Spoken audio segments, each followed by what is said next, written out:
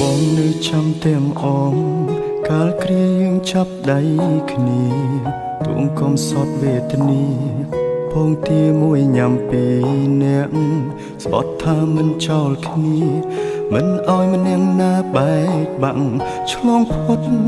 ឧបសគ្គអូនក៏ប្រែអារម្មណ៍អូនផ្ដាំផ្លែ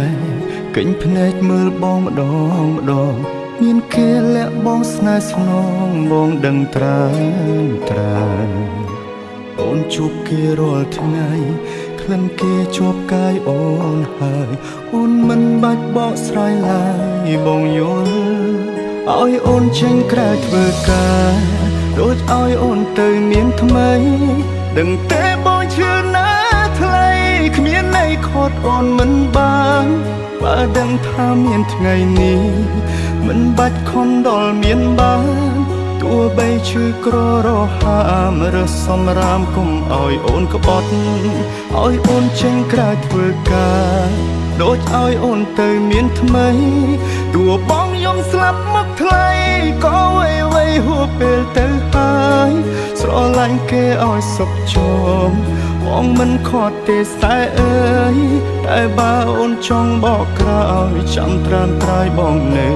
ទទួល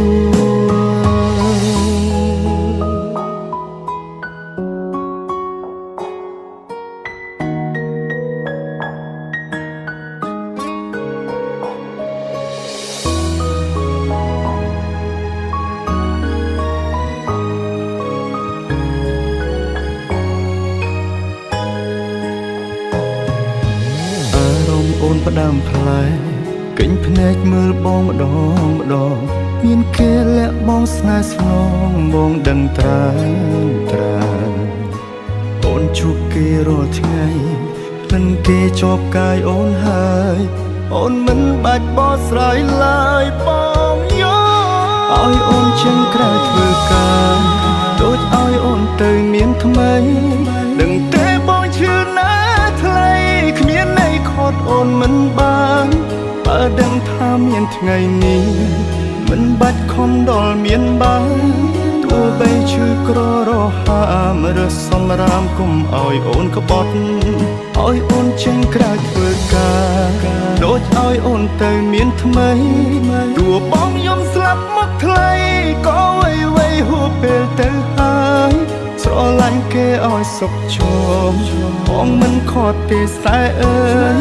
តែបើអូនចង់បកក្រោយចាំត្រានត្រាយបងនៅឲ្យអូនចេញក្រៅធ្វើការដូចឲ្យអូនទៅមានថ្មី